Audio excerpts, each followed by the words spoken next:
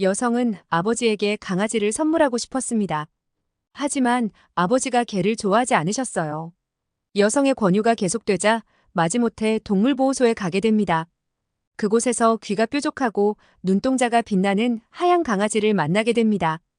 그리고 여성은 아버지의 행동에 깜짝 놀라게 됩니다. 과연 이 여성에게는 어떤 일이 있었던 걸까요? 이 내용은 미국인 여성의 SNS 사연을 각색 재구성한 것입니다. 안녕하세요. 미국에 사는 밀라입니다. 대학을 졸업 후에 유명한 회사에서 프로젝트 매니저로 일하고 있습니다. 프로젝트 매니저는 프로젝트의 성공적인 완수를 위해 전반적인 계획부터 실행과 모니터링을 해야 하고 종료 과정까지 관리하는 역할을 했어요. 프로젝트의 목표 달성을 위해 필요한 자원을 조정하고 팀원들을 지휘하고 책임을 져야 해서 의사소통이 중요했어요. 저는 이 의사소통을 아빠에게 많이 배웠어요. 과거 저는 아빠와 동생 마일리와 함께 미국의 작은 마을에 살고 있었습니다. 어릴 때 엄마가 교통사고로 돌아가셨기 때문에 우리 가족은 3명이 되었습니다. 그때는 초등학교에 다닐 어릴 때라서 엄마를 더 이상 만날 수는 없다는 것에 정말 힘들었던 생각이 나요. 하지만 저에게는 저를 사랑하는 아빠와 여동생 마일리가 있었습니다. 우리 3명은 함께 힘을 내서 살았어요. 같은 학교에 다녔던 동생과 저는 함께 학교에 다녔습니다. 저는 어린 나이였지만 동생을 제가 돌봐야 한다는 생각이 늘 있었던 것 같아요. 아빠가 회사에 가 있는 시간에는 베이비시터 언니가 와서 우리를 돌봐주었습니다. 아빠는 회사에 다니시면서도 언제나 저와 동생과 함께 하려고 하셨고 사랑으로 우리를 키워주셨어요. 그래서 바쁘시긴 했지만 언제나 우리의 말을 잘 들어주시고 대화하려고 해주셨어요.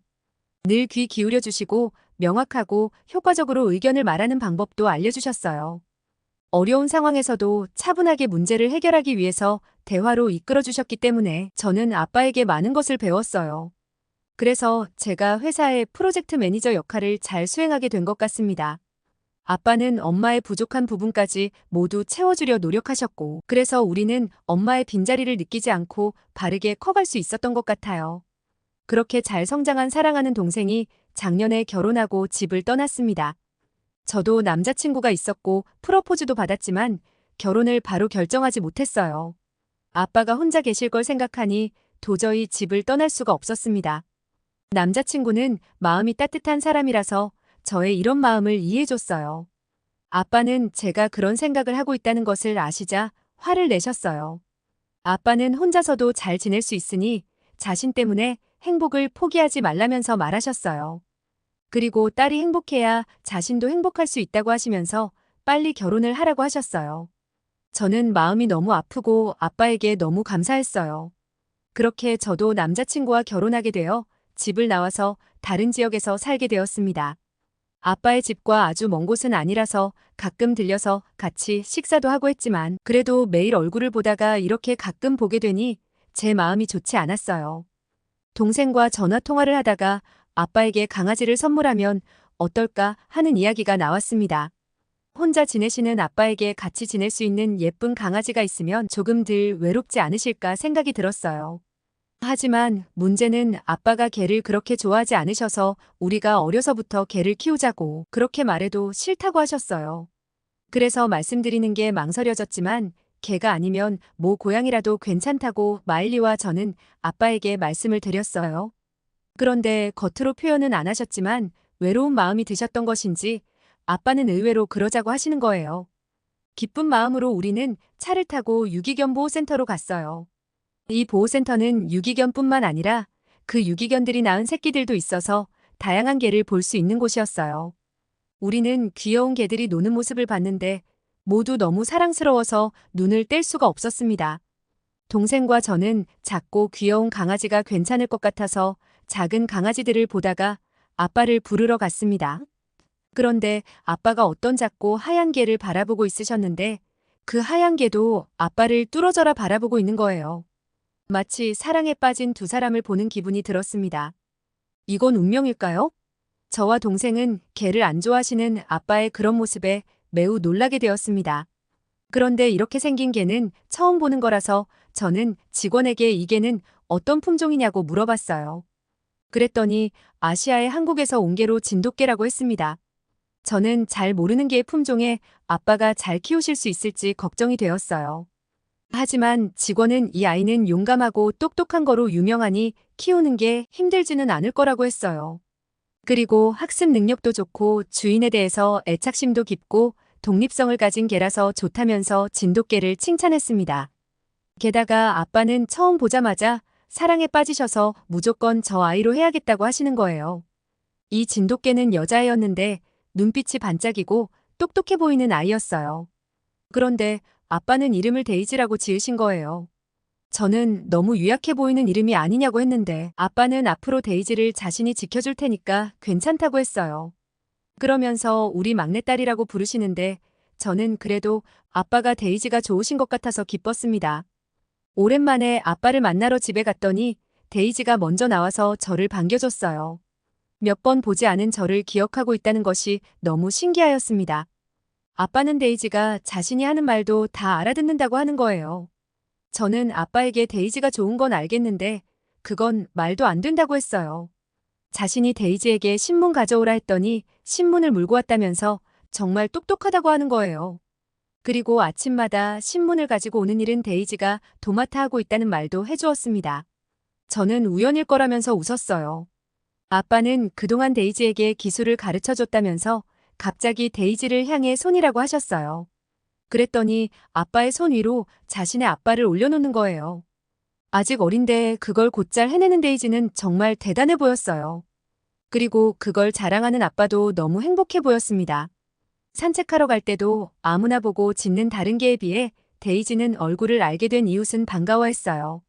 이웃들도 데이지는 아직 어린데도 정말 똑똑하고 귀엽다면서 아주 좋아하셨어요. 아빠는 우리 막내딸이 아빠를 닮아서 그런 거라면서 어깨에 힘을 주시는 모습이 너무 재미있었어요. 몇 년이 지나고 데이지도 많이 자랐습니다. 어릴 때 아기 모습은 사라지고 의젓하고 덩치도 커졌고 아주 멋져졌어요. 아빠는 우리 막내 데이지가 숙녀가 됐다면서 그 모습도 너무 예뻐하셨어요. 그러던 어느 날 마을에서 불안한 소식이 들려왔습니다. 이웃에 사는 5살 어린아이가 갑자기 사라진 것입니다. 아이의 부모님과 마을 사람들은 아이를 찾기 위해 즉시 수색 작업에 나섰지만 아이의 흔적을 찾을 수 없었습니다. 시간이 지날수록 모두의 마음은 점점 더 무거워졌습니다. 그 아이는 데이지를 아주 예뻐하던 로라여서 아빠도 걱정되던 마음에 데이지와 함께 찾아다니셨어요. 그때 데이지가 무언가를 감지한 듯 킁킁거리더니 숲으로 달려갔습니다. 아빠도 이상한 낌새를 느끼고 데이지를 따라 숲속으로 들어갔습니다. 데이지는 멈추지 않고 깊은 숲속으로 그리고 언덕 위로 계속해서 달려갔습니다. 드디어 데이지가 멈춘 곳에는 커다란 나무가 있었고 그 아래에서 겁에 질린 채 숨어있던 로라가 발견되었습니다. 로라가 어쩌다가 그 먼 곳까지 걸어갔는지는 모르겠는데 길을 잃고 혼자서 돌아오지 못하게 된 것 같았습니다. 데이지는 아이를 발견하자마자 조심스럽게 그 옆에 앉았고 로라는 데이지를 알아보고선 눈물을 흘리면서 꼭 껴안았습니다. 아빠는 그곳을 발견하셔서 로라를 안고 집에 데려다 주셨어요. 저는 그 이야기를 듣고선 데이지가 너무 대단하다고 생각하게 되었어요. 아빠도 데이지가 있어서 너무 다행이었다고 하셨고 우리 데이지를 무척 자랑스러워 하셨어요. 그 후로 로라는 데이지를 보러 아빠의 집에 자주 놀러 왔고 로라의 부모님은 몇 번이고 감사하다며 인사를 하러 왔어요. 멋진 진돗개에 다정한 이웃들까지 있어서 아빠는 참 좋다고 말씀하셨어요. 저도 아빠의 그런 모습에 조금은 안심을 할 수 있었습니다. 하지만 그렇게 즐거웠던 시간도 오래가지 못했습니다. 아빠가 계속 배가 아프고 혈변이 나온다고 하셨어요. 너무 이상해서 저는 아빠를 모시고 병원으로 검진하러 갔어요. 그리고 충격적이게도 대장암이라는 진단을 받고 말았습니다. 그리고 의사는 너무 늦게 병원에 왔다며 이미 수술하기도 늦었다고 했어요. 저는 말도 안 된다며 의사가 이상하다면서 다른 병원으로 아빠를 데리고 갔어요. 하지만 돌아오는 말은 같았고 병원에 입원 중에 수술도 제대로 못 해보고 아빠는 그렇게 돌아가셨어요. 이렇게 갑자기 아빠가 돌아가시자 저는 땅이 무너지는 기분을 느꼈습니다. 내가 뭐라도 더 해드렸어야 하는데 살아계실 때 못해드린 일들만 생각나서 후회 속에 눈물만 흘렸습니다. 인생이 이렇게 허무한 건가 싶어서 저는 아무것도 못하고 집에만 있었어요. 남편이 저를 많이 도와주지 않았더라면 저는 정말 절망 속에 지내고 있었을 거예요. 남편은 저 대신 아빠의 집을 정리해줬고 데이지도 데리고 와줬어요. 데이지는 아빠의 이웃인 로란의 집에서 돌봐주고 있었는데 그동안 밥을 잘 못 먹었다고 했어요. 그래서 살이 쪽 빠져있는 모습이었습니다. 그 모습을 보자 아빠가 보셨으면 많이 속상해하실 거라고 저는 데이지를 붙들고 많이 울었어요. 데이지는 제게 기대서 낑낑거리며 울었습니다. 데이지도 아빠와 만날 수 없는 걸 아는 것 같았습니다.